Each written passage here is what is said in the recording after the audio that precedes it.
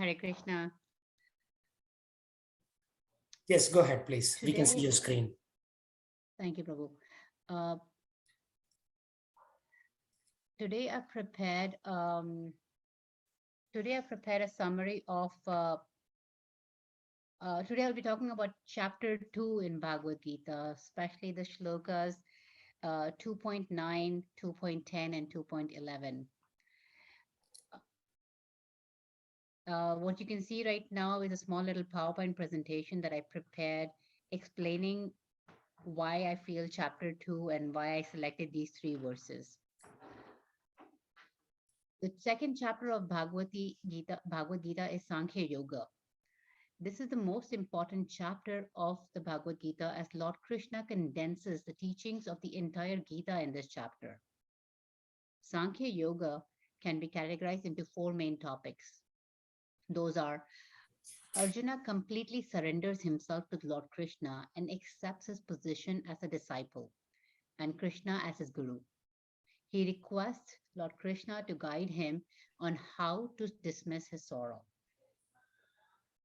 Second topic, explanation of the main cause of all grief, which is ignorance of the true nature of self. Third topic, Karma Yoga, the discipline of selfless action without being attached to its fruits. Fourth topic, description of a perfect man, one whose mind is steady and one-pointed. I believe this chapter is the essence of the entire Gita.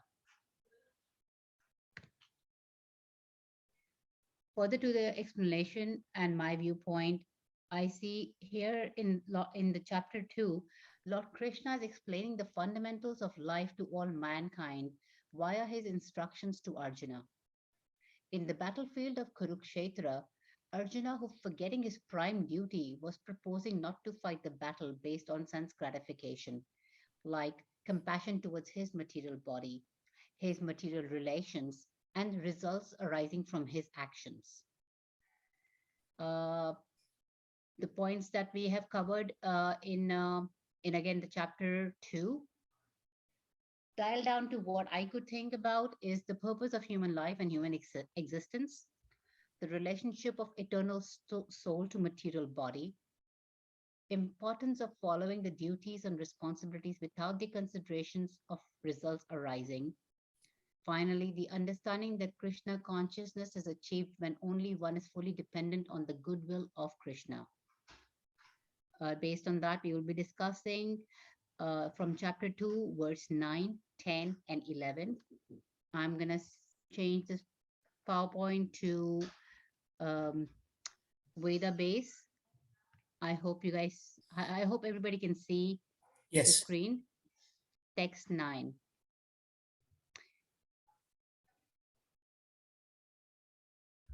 Sanjaya Uvacha Evam Yuktva Rishikesham Gudisa Paran Tapaha Gudakesha. Thank you, Prabhu.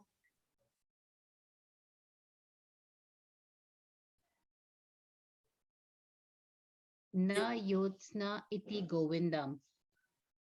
Utvak. I'm so bad with that, Prabhu. I can't read. No. Okay, it's fine. Uktva tushnim. Uktva tusnim babhua. Ha.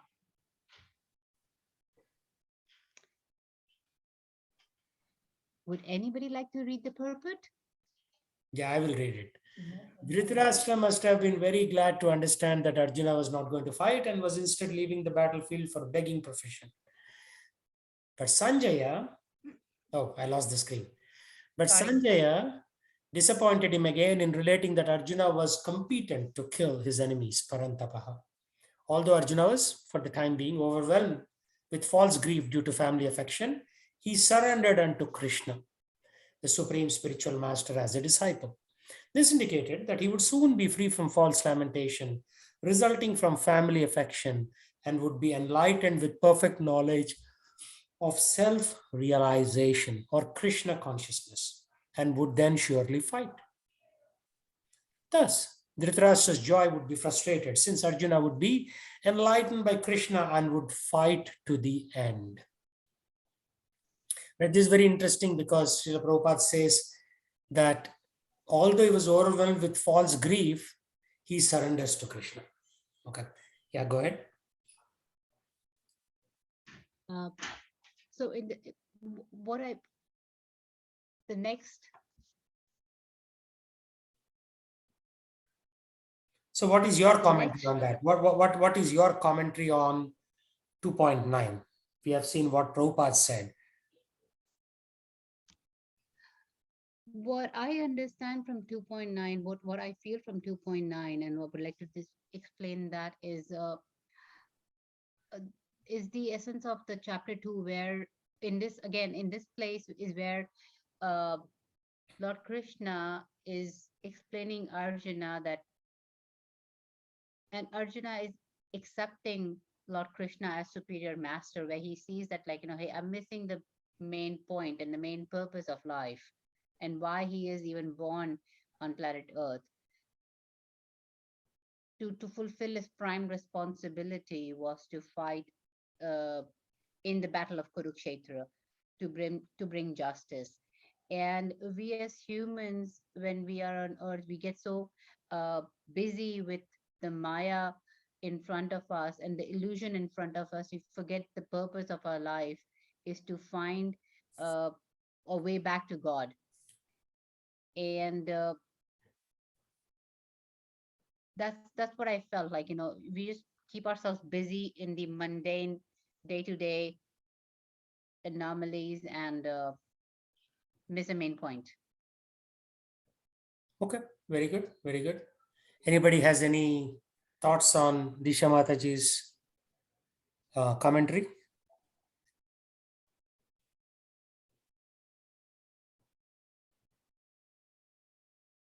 Can we go back to your PowerPoint, the very first PowerPoint that you showed?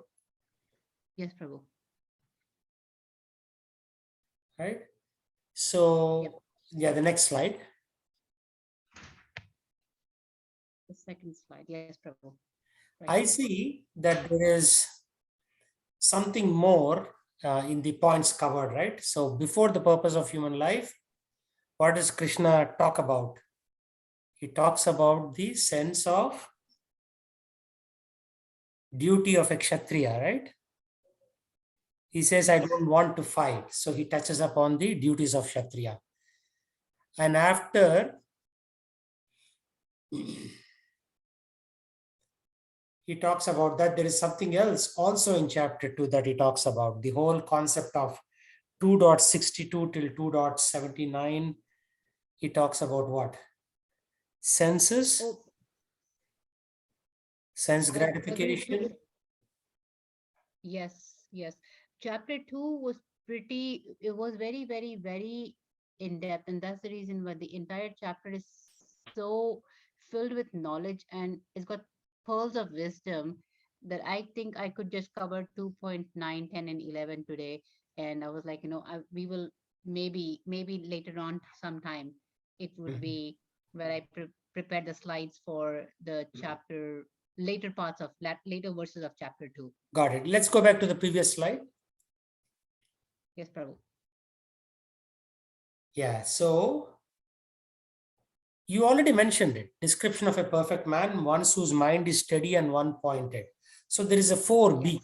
Right? So that is 4A. The 4B is, he talks about senses, the mind, the intelligence, the Ayato Vishaya Pumsha 2.62. He talks about how when we meditate on the objects of the senses, we become bewildered by them. And then we get dragged into the material pool.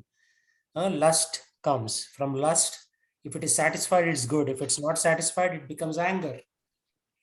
From anger, delusion arises.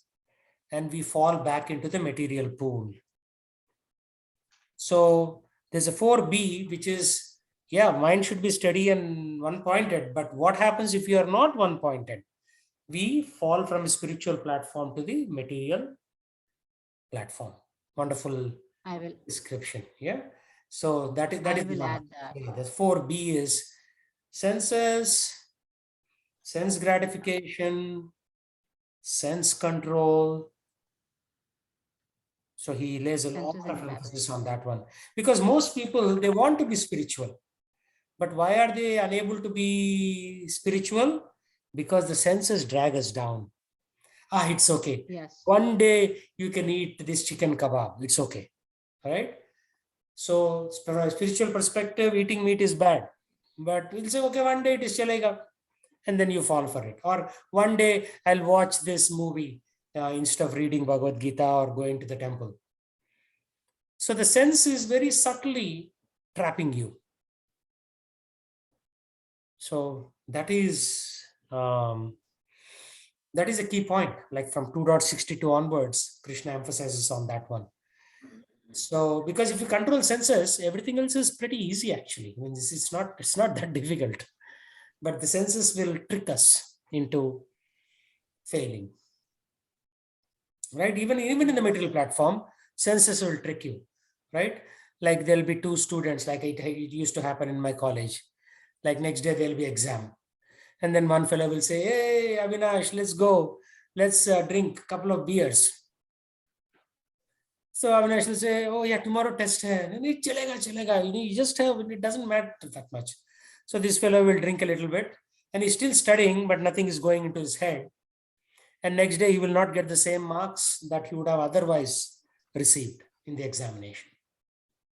So whether it's material or spiritual, your senses are your biggest enemy, believe it or not. So yeah, senses belong to you. I mean, senses are a part of your body and they are your biggest enemy. Very tricky, huh? Your enemy is always there with you.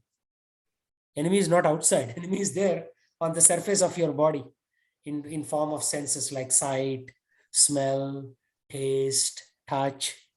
These are all the enemies that we have. So Krishna very upfront, right? Right in second chapter, he lays a lot of emphasis because if you control your senses, 50% of the battle is won. 50%, even 60% of the battle is won if you control your senses. And once your sense controlled, then you'll come to class on time, you will learn perfectly, you'll come to temple on time, you'll do your seva perfectly. Everything falls into place. One sense control is there. If sense control is not there, then chalta hai. You will do a little bit in January, little bit in March, little bit in November, little bit in December. The whole year is gone. Again, New Year resolution. Again, you do a little bit here and there. In this way, the whole life is gone. So controlling senses, it will give a sense of discipline and structure to our lives, both materially and spiritually. So that's very nice. Okay, now you can continue with your other presentation.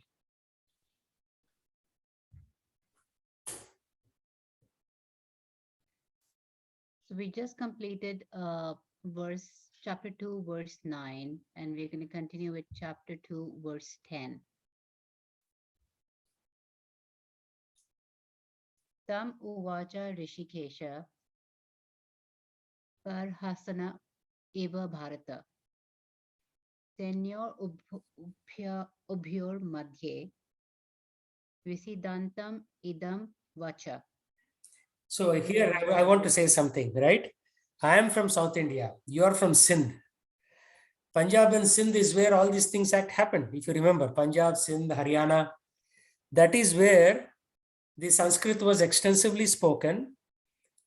The Battle of Kurukshetra happened there. So, yes. You should know this language better than us. I will, Prabhu. Soon, slowly. I'm getting there. Slowly. Right. We are actually speaking your language. All this came from that area, right? From the Punjab and Haryana area. That's where Kurukshetra happened. Yes, Prabhu.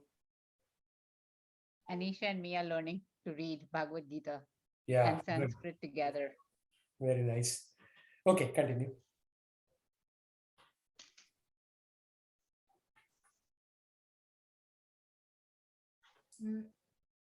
Okay, she wants me to read. The talk was going on between intimate friends, namely Rishikesh, Rishikesha and Gurukesha. Gudakesha.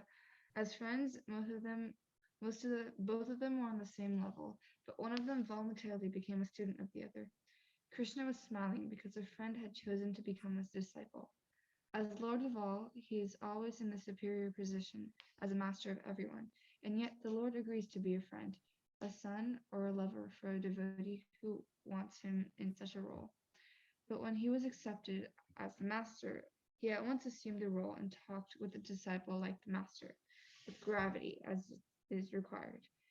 It appears that the talk between the master and the disciple was openly exchanged in the presence of both armies so that all were benefited.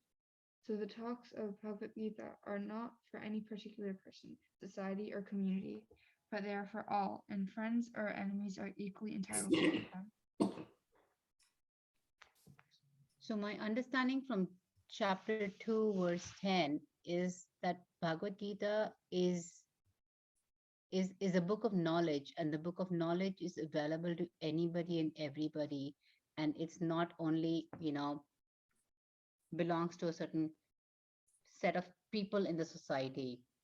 And the knowledge that is being shared in Bhagavad Gita by Lord Krishna directly is for every human soul who finds a way to go back to Godhead, to walk on that path. And over here, it also says that Lord Krishna very happily and uh,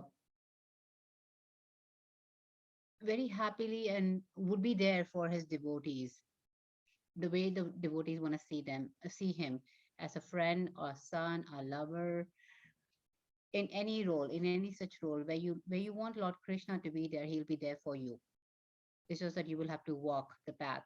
And that is the step that humans have to take themselves. And we have to walk the path and agree to walk the path and see that there is knowledge available to grow our mindset. Very nice. So, other classmates, any input for Disha? Um, Wait, what was your question? No. So, Rekha Mataji, Sheshdev, do you have any feedback for Disha? I think she covered it nicely, Guruji, because the main concept that this chapter is trying to convey is that um, Lord Krishna, the Supreme Personality of Godhead, is always in a position where he accepts everyone the way that they want to be, and then he molds himself to be the way that the other person wants so that they can travel together. So in this case, because Arjuna was more around being a very pure devotee, he wanted Krishna to be the master rather than the Radhasarathi, the role that he took when he came to the war. So he happily accepted that, and then the Bhagavad Gita is spoken in a way that he can understand and any devotee can understand. Okay, nice, nice. So, Sheshdev, any feedback for Disha? No, very nicely explained, Mataji. I think covered all the major points of the three verses.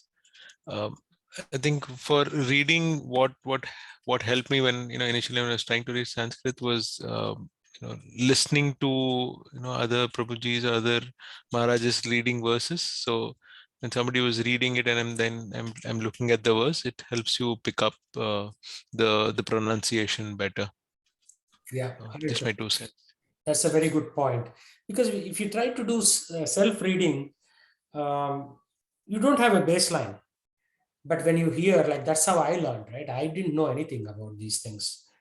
So I used to go regularly to classes. Thank you so much. Any devotee who came to temple, I would just go and listen from him. So over a period of time, just by listening, my pronunciation got better. Thank you so much. Thank you so much, Rekha Mataji and Sheshdev Prabhu and um, Prabhu. I will definitely work on listening to the pronunciation and then practicing the reading. Yeah, like Bhakti And Vikas thank you. Swami, he has given a class on YouTube around Sanskrit pronunciation. I heard this maybe like 7 or 8 years ago. So he gave a class on Sanskrit pronunciation. That is something that we could consider doing. Okay, once you stop sharing your screen, finish up whatever you have, and then we'll go to that one. The last is verse 2.11, and this is also a very small verse. Shri Bhagavana Vacha Asyochan Anvasocha Tvam Prajna Vadamscha Bhasase Gatasan Agatasams Cha Nanyosochati Panditaha.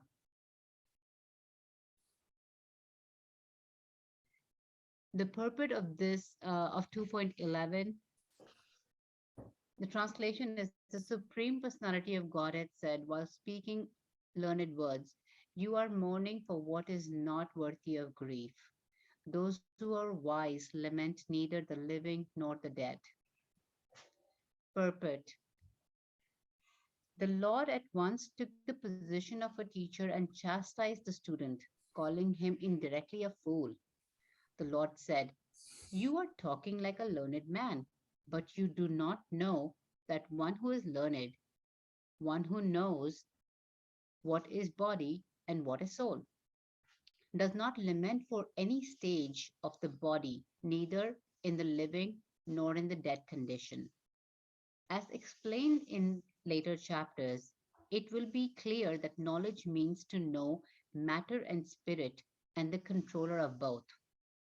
Arjuna argued that religious principles should be given more importance than politics and sociology, but he does not know that knowledge of matter, soul, and the supreme is even more important than religious formularities.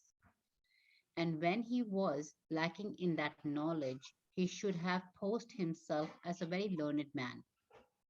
As he did not happen to be a very learned man, he was consequently lamenting for something which was not worthy of lamentation. The body is born and is destined to be vanquished today or tomorrow. Therefore, the body is not important as the soul. One who knows this is actually learned, and for him there is no cause for lamentation regardless of the condition of material body. So the understanding that I get from the chapter 2 verse 11 is the true state of living beings, and it states that we all are here transients as souls, and Lord Krishna is the controller of both uh, the us in the form of living and breathing entities as well as in the form of souls, and we are here for not for debating on religious principles or politics or sociology. We are here to understand the knowledge of matter and understand who we are as soul, and to understand that our purpose is to go back to Godhead and be one with God. And that is a true knowledge. Yeah, I want And want you to pause there. So we don't be one with God. We go to Godhead and we serve God. So it is sorry, seva. yes, agree. Like go to God. Definitely, always, we are always servants of God, no matter where we are. Agree, totally agree, Prabhu. Thank you for the correction. We uh we go yeah we go to serve God in every form, no matter where. God is supreme, and we go to God to be finally be at peace, finally be home, that we don't have to worry about, oh my God, my car window, my kids education, nothing. Nothing. We are at bliss. We would be finally at peace when we go back to Godhead. And that's what has been explained as per me in this verse 2.11. Who we truly are and Yeah, what is there's worthy one of more grief. point. He's lamenting, means he's crying for something which is unworthy of crying, right? He's thinking from a politics and sociology and family perspective. That's why Krishna called him indirectly a fool. While speaking learned words, you are mourning for what is not worthy of grief. So basically, why do people cry? Oh, I got divorced. My car broke, or this or that. A tornado came and my roof of my house went away. So we typically mourn for these kind of things. Mourn means cry, right? And Krishna's point is, you are crying or lamenting for something which is not worthy of crying. So you should not think about the bodily platform. You have to think about what is there on the soul platform, right? Most people don't cry for the soul. And that is Krishna's point here. You are crying for something which is not worthy. Agree. Right. Thank you, Prabhu. Okay. Thank Thank you. you. Good job. So, Sheshadev and Rekha, on a scale of 1 to 10, what are your scores? 10 out of 10, Prabhuji. Okay. Rekha? Same thing, Prabhuji. Okay. Yes, sir. Never Same give here. 10 out Thank of you 10 so to much. anyone. You should not give 10 out of 10 to anyone. Otherwise, how will they improve? I mean, it depends. So, I But the would give point 9 is, out of was 10. she able to communicate what she was trying to communicate, right? So I think she did a great job in that. Okay. Okay. Where could she have improved? Yes, that is most important. Thank you, Prabhu. So I know that this is a generic presentation, and this is the first time that I am attending something like this where uh, people are picking few verses and then explaining. So coming from that blank slate, definitely I think if the idea behind this is for you to go and preach to somebody else, then maybe try to give some examples. And even are you trying to communicate, it's similar to when you are trying to pitch a proposal, right? You give at a beginning, what are you trying to achieve in these 2-3 slides or 10-minute conversation, and then try to close it with the objective or the examples that are related to what was your goal. Okay, that's one thought. Thank you. Sheshdev, what are your thoughts? How to Uh, improve? Yeah, I think the introduction and summary. I mean, it's about the verses, but people who might not know what these verses are or what this chapter is.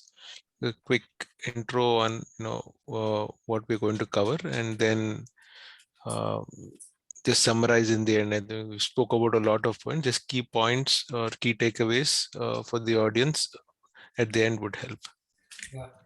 I'll tell you what happened. That's a good point. I'll tell you what happened. One day somebody came to the temple in Samamish, our temple. I was there showing him a book of Bhagavad-Gita, and he said, so sir, do you know about the Bhagavad-Gita? And this Indian boy, he said, oh yeah, isn't it the story of Lord Ram?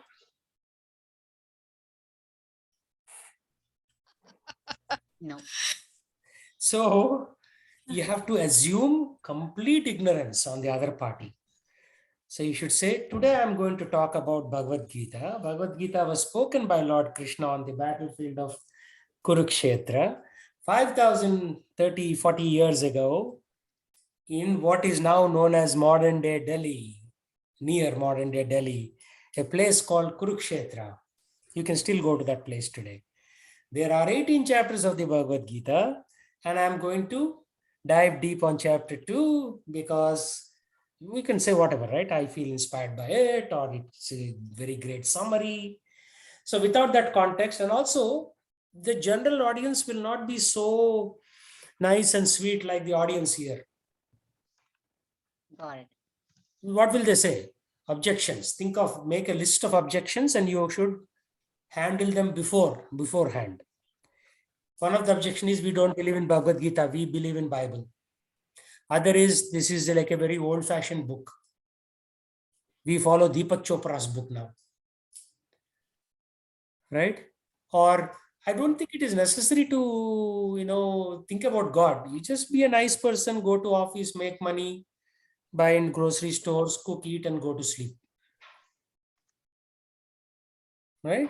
So you will not get past the first 30 seconds when you're talking to the general audience. They'll cut you down. Yeah, usually what we hear is how is this relevant in our current day life? This is something Yes. that was told Yes. so So many you have years. to make it practical, like examples, like Rekha was saying one thing. Second thing is you should have all small stories. You should learn the art of storytelling. Right? Like if you go on YouTube and you see all these famous speakers, the lady will come on the stage and says, let me tell you a story. When I was 16 years old, blah, blah, blah, blah, blah, blah, blah, blah, blah. And then in the end, she'll say, but then how do we do it in our corporate life? This is how we do it. And these experiences have helped me formulate my approach. And this is the approach, blah, blah, blah, blah, blah, blah, blah, blah, blah. In the end, therefore, buy this Microsoft technology, which will help you. Ultimately, it's all about selling something. It starts with a story, when you were a kid, there was a grandma, there was a dog. But in the end, it all boils down to buy my software or buy my product. Always, Prabhuji. Always, right? We are always trying to sell something, whether Yes. it is a product or experience or just some time. Yeah, some psychological concept. Like for example, Karl Marx was trying to sell this concept that all people are equal and therefore everybody should get the same amount of money at work. But do we know that all people are equal? They're not. There are extremely smart, extremely not so smart, like that, right? Spectrum is there. But then he sold his concept for a good part of 70, 80 years in this world till communism collapsed. So storytelling, you have to always start with, it can be anything, something simple. Oh, when I was coming here, my tire burst. And then I was realizing, why is this happening to me? And therefore, I thought about, oh, maybe something I did. Is there something about karma? And then I picked up this book called the Bhagavad-Gita, and Krishna talks about karma.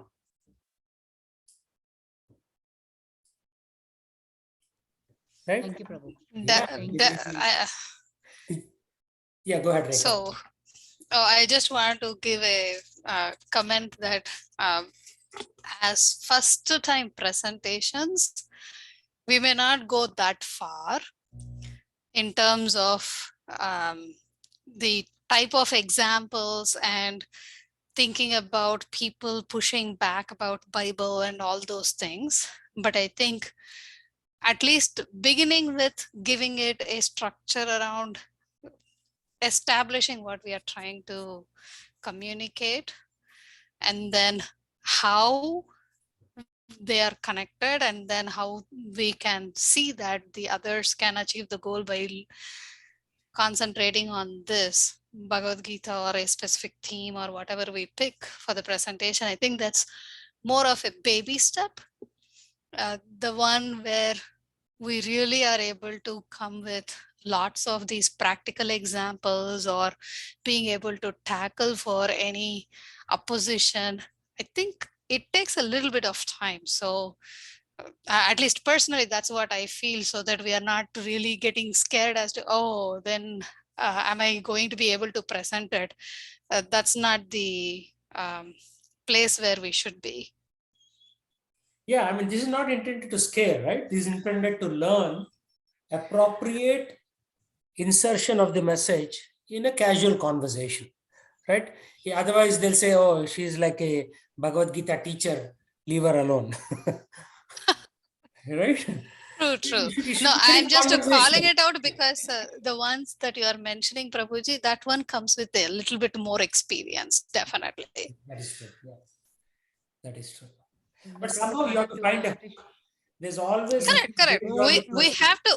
We have to figure out to get there. All I'm trying to say is that initially we may not be that far. That's all. Right. Yeah. Good point. Very good. Prabhu, what you're saying, Prabhu, is also true. I'm getting a taste of it when I do the welcome desk volunteer service on Sundays. The amount of pushback that I'm getting, even at the volunteer desk, like that people are coming to the temple, and I'm explaining them about Bhagavad Gita classes are there, Discover Yourself classes are there. The amount of pushback and not interested kind of attitude that I get is very interesting to keep on engaging with them. Like hey, this is good for your next generation. This is good for your kids. These are principles of life, and start at a small platform, start with at least reading one verse. It's that kind of communication that the pushback that gets even at the welcome desk in the temple that I'm getting on Sunday at the welcome desk. It's very interesting. Yes, yes. I did welcome tests from 2003 to 2005, I think, in this temple. Back then, we were a very small temple. So Yep. you can imagine people will give at least 2,000 to 3,000 excuses on why they should not Yes. get into devotional life. Not one or two, it runs in thousands. That many excuses people give. Yes. One day I asked one lady, why don't you come to Bhagavad Gita class? Oh, she said, no, no, no, we are going to Mount Rainier. Okay. 2 weeks later, I asked her, she comes up with a new excuse. And 18 years later, I have still not seen her in the Bhagavad Gita class. Yeah, kind of break that ice by saying that everything is online right now. So thanks to Zoom and thanks to COVID, everything is coming to your TV screen at your home at the convenience of your time. So take advantage of it. Don't miss out on the opportunity. So yes, the pushback of like, do we have to come to the temple for the class is also, taken away because the classes are available on Zoom. Yeah. Yeah, I've tried that too. I mean, People say that I don't have time even to sit in front of my TV screen. So then what are they doing? I have no idea. Prabhuji, it's not their time yet. Yeah. Yeah, They're not exactly. ready. Not ready. Yeah. I So, mean, Srila I have Prabhupada, been there too. So it's yeah. not that I'm just talking about them. Even for me, if you notice, initially it was very tough because at that time I think I was trying to come to the temple, same thing. And I live in Bellevue Crossroads. So trying to figure out how to come, I was like, nah, it's not happening. And that's when I met Prabhuji when when I went to actually see the show or presentation for one of the celebrations in the Crossroad Park. That's when Prabhuji told, don't worry, I have a Zoom thing. Then I was like, yep, that I can do. Yeah, so Srila Prabhupada says, gives the example of wet wood and dry wood. If you want to light a fire, you need dry wood. But Yep. it has rained yesterday, so the wood is wet. So what do? Wait till it is dry. Or you put the wet wood close to the fire so that the first 10 minutes, the wet wood is becoming dry wood. And then you take the piece of dry wood and then you put it in the fire so that the fire continues to glow. So same thing, Yep. By association, by continuous persistence, if somebody is not ready, you make them ready. Like I talked to Disha Mataji back in 2005, right? When did you get married, Disha? When you first came to the temple? 2007, Prabhu. 7, yeah. So when you first came, I talked to you, Yep. right? You came with Yes, your Prabhu. husband. Both of you, Girish had more hair on his head back then. Yes, Prabhu. So, but then it took you what? 2007 to 2021. Or actually started coming around 2019. So It took you Yes, literally, 12 years to come to a yes. point of, showing interest. No, Prabhu, I think so. I got a jolt from life about, hey, it is time. Like, let's be real about stop running behind what is immaterial.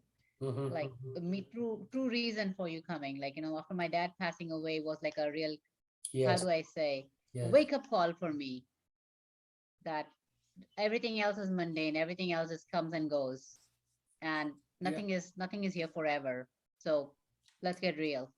yeah, yeah. That is exactly what happened to me also. My father passed away uh, in 2000. And from then I was like, what happened? Suddenly my father passed away. He's no longer there. So I started, thinking about this. What is this misery of just people passing away? And then when I came to Seattle, 2003, started going to the temple. My daughter basically held my hand and said, let's go into the temple. I was not even interested. So she pulled me in. I went there. I met Saraswati Mataji. Every time I would go, they would give me a plate of prasadam. So I was eating prasadam. They became friendly. So I started hearing to classes. Then I said, okay, this is it. This has the answers to the question, what happens when we die? Why did my father die? Like that, right? So it provides answers and then you get reinforcement. So you say, okay, here I'm getting some answers to the problems of life. But most people, they just don't even try to inquire, right? They will just say, okay, I'm sad, so I'll drink, some whiskey and go to sleep. So that is not a problem solution to the problems. Problems will increase if you do that. So, and we have to be, right? We have to be empathetic to our audience too. So just like it has taken us so many years to, even begin to appreciate what is going on, our audience will also take a long time. So you cannot push them, right? You have to be friendly with them and give them some prasadam, invite them to the temple. They will not come. Eventually they'll come. Then some or the other, yena kena prakarina, Krishna manas nivesyat, means yena kena, whatever way, this way or that way, prakarina, ways, techniques. Krishna manas nivesyat means you have to keep Krishna in your mind. So how you do it? It is desha kala patra, means time, place and circumstance. Desha means place, kala is time, patra means circumstance or the role that we are placed in this world. So desha kala patra, based on that you can tune your message, but you don't change the message. You suddenly don't say that there is no soul. You still say there is soul, but you say it in a very different way. Like I saw one person in New York. He was talking to this white boy. So when he talks to these people who have no background in spirituality, he says, oh, have you seen the movie The Matrix? In The Matrix, you see this, the reality is kind of fuzzy.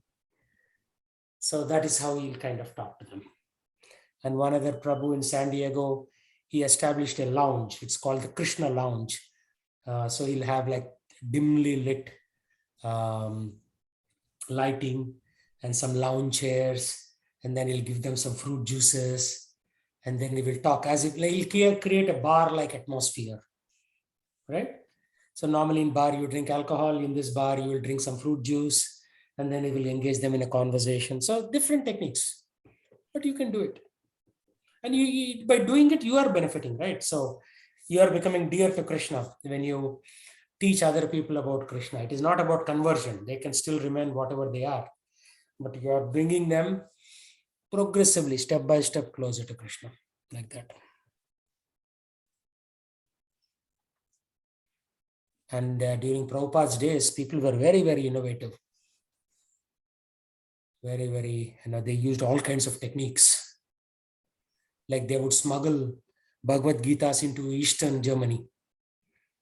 Like one of the Prabhupada's disciple, he would just get two identical Mercedes cars. One of them filled with in the trunk with Bhagavad-Gitas, other trunk is empty. The first car will go. The police will open the trunk. You'll see empty. Then the second Mercedes will go. A lot of times they'll say, okay, this is the part of the same, entourage, same group. Okay, so they'll say go, and that's it. All the Bhagavad Gitas would enter East Germany, which is a communist influence, right? So they don't believe in God. So somehow or the other, he would plant Bhagavad Gitas in East Germany, like that. So many tricks people played to spread the message of Krishna.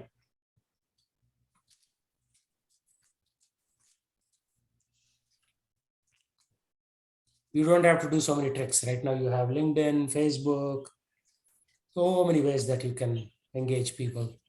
By engaging people, you are benefiting, they are benefiting. Both are benefiting.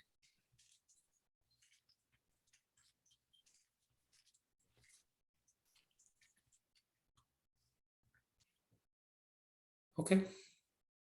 Let's chant now. Sri Krishna Chaitanya, Sri Krishna Chaitanya, Prabhu Nityananda,